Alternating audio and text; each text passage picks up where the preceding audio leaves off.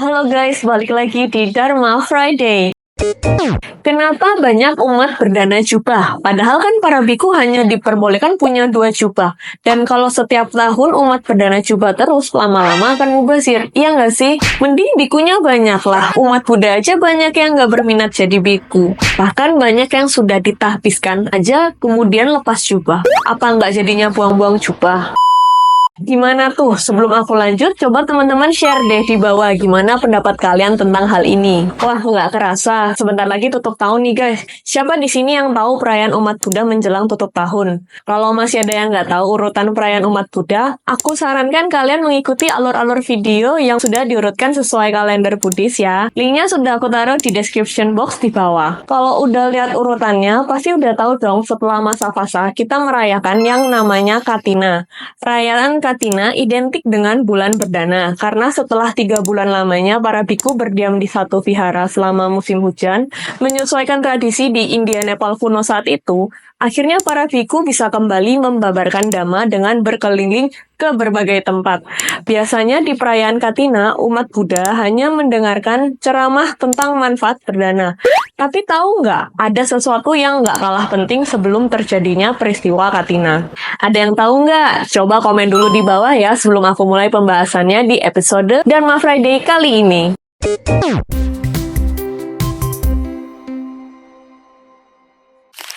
Buddha pergi ke alam surga membabarkan Abhidhamma.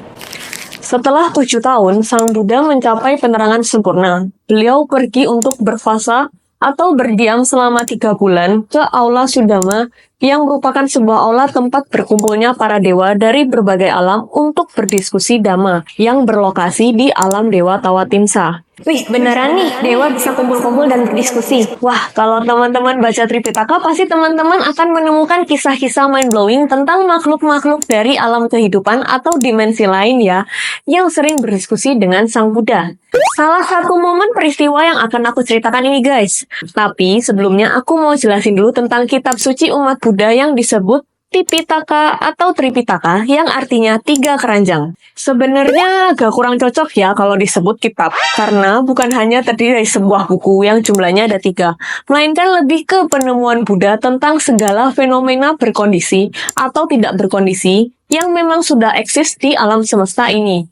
Pertama, ada Sutta Pitaka yang berisi ceramah Buddha dan berbagai kisah kelahiran kembali banyak makhluk, termasuk kisah tentang perjuangan Buddha selama mengumpulkan kebajikan sebagai bodhisatta atau bodhisatwa. Lalu ada Vinaya Pitaka yang berisi aturan moralitas untuk para biku dan umat awam. Yang terakhir ada Abhidhamma Pitaka yang merupakan sains murni alam semesta, baik yang bersifat fisik atau bisa dilihat maupun yang sifatnya batin alias metafisik.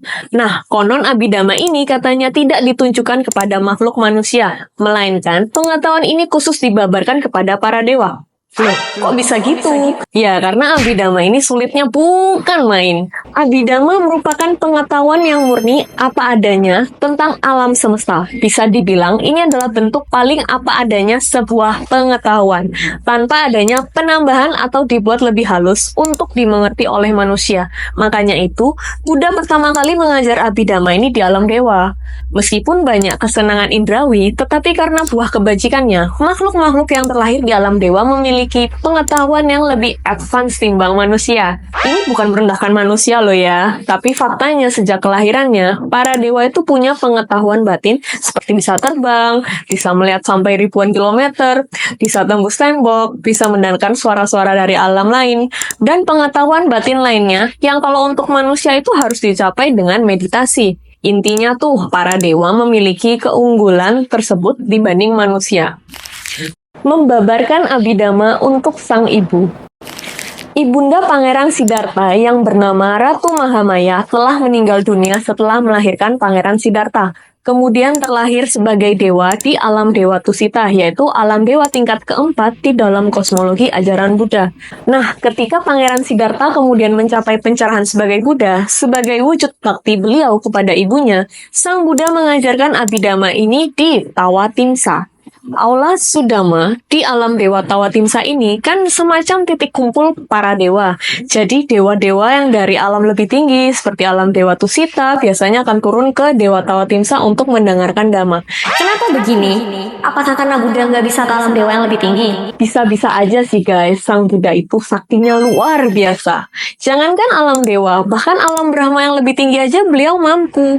Namun, biasanya untuk memberi kesempatan kepada dewa lain yang datang dari alam yang lebih rendah, atau mungkin murid Sang Buddha yang punya kesaktian untuk bisa mendengarkan ajaran, maka Sang Buddha memilih Aula Sudama saat membabarkan Dhamma di alam dewa, termasuk ketika membabarkan Abhidhamma. Tujuannya agar semua dewa, baik yang dari alam yang lebih rendah, bisa ikut mendengarkan.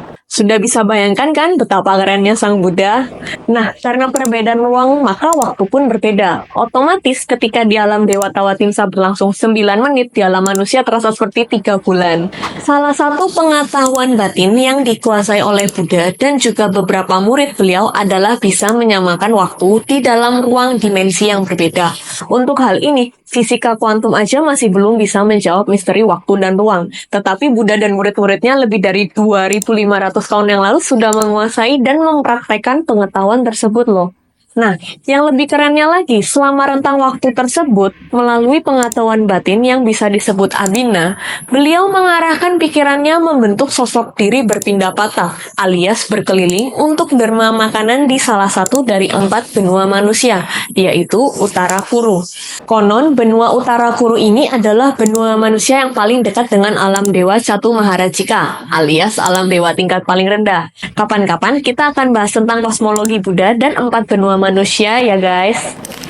Menjawab keraguan dan cibiran dengan kesaktian. Perlu diingat ya guys, Pangeran Siddhartha Gautama itu lahir dari keluarga yang sangat terhormat pada masanya. Ia lahir dari suku Sakya berkasta Ksatria, sebuah suku yang sangat amat dihormati pada saat itu.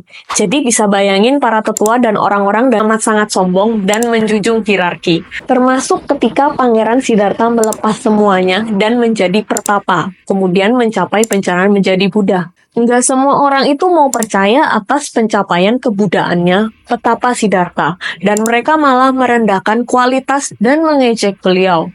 Untuk mencegah timbulnya banyak karma buruk akibat mencemooh Buddha, akhirnya beliau pada suatu saat ketika berada di Sawati, memperlihatkan keajaiban ganda, yaitu mengeluarkan air dan api dari tubuhnya dalam menjawab tantangan para petapa dari berbagai sekte. Setelah itu, Sang Buddha pergi ke alam Dewa Tawatimsa untuk mengajarkan Abhidhamma kepada ibunya, para dewa, dan para Brahma selama 3 bulan masa fasa. Hasilnya, ibunda yang saat itu telah menjadi dewa mencapai tingkat kesucian pertama, yaitu Sotapati, dan begitu pula dengan banyak dewa dan Brahma lainnya. Menjelang akhir masa fasa, murid utama Buddha yang lain, yaitu Bante Mahamonggalana yang terkenal sangat sakti, pergi ke alam Dewa Tawatimsa untuk menjenguk Sang Buddha. Kemudian ia diberitahu bahwa Sang Buddha akan kembali ke dunia manusia pada saat bulan purnama di akhir masa fasa. Seperti yang telah dijanjikan sebelumnya untuk membuktikan pencerahan yang telah dicapainya, Sang Buddha turun dari alam Dewa Tawatimsa dengan sinar 6 warna yang terus-menerus bersinar dari tubuhnya ke gerbang kota Sankasanagara. Pada malam hari, di bulan purnama, di bulan Asayuja alias bulan sebelum, bulan Kritika di dalam kalender lunisolar India kuno, ketika bulan bersinar dengan terangnya. Beliau ditemani oleh sekumpulan besar dewa di satu sisi dan sekumpulan besar Brahma di sisi yang lainnya. Sekumpulan besar orang dipimpin oleh Bante Sariputta menyambut kedatangan Sang Buddha ke alam manusia. Peristiwa ini kemudian dikenal sebagai Hari Abhidhamma. Katina bulan berdana, tapi emang harus berdana jubah.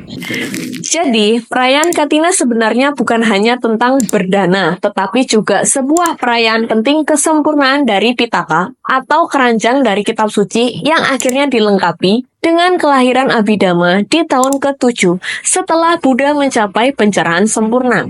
Peristiwa penting ini biasanya dirayakan di negara Buddhis seperti Myanmar sebelum menyambut Hari Katina.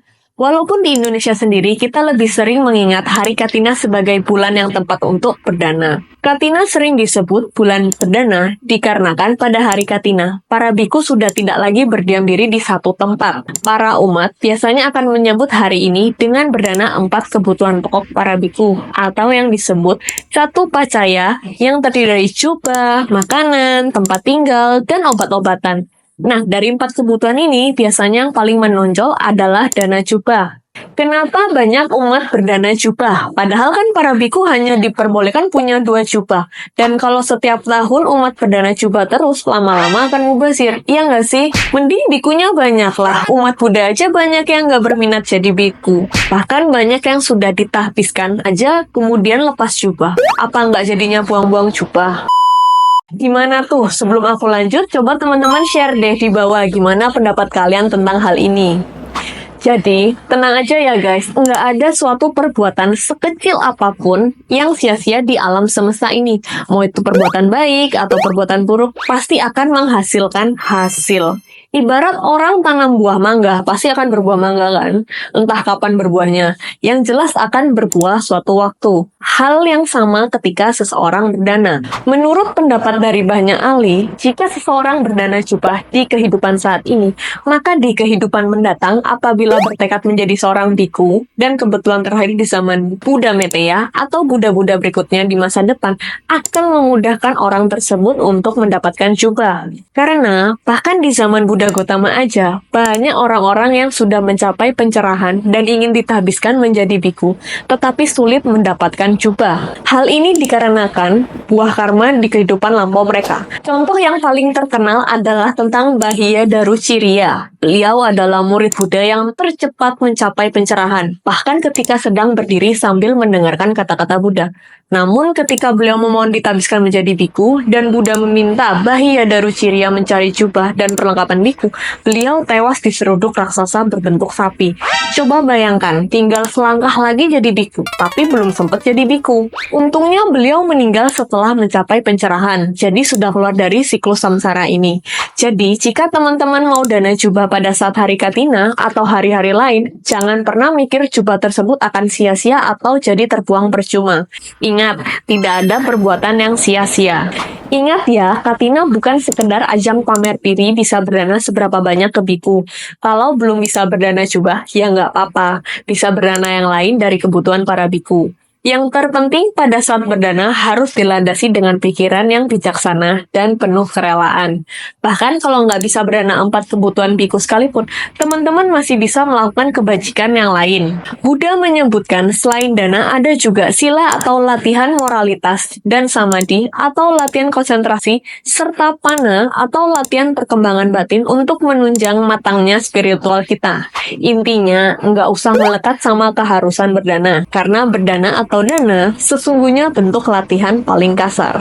Oke teman-teman, terima kasih ya udah mau nonton video ini. Ikuti konten-konten kita selanjutnya yang bakal bahas tentang kehidupan seputar agama Buddha yang informatif dan pastinya seru.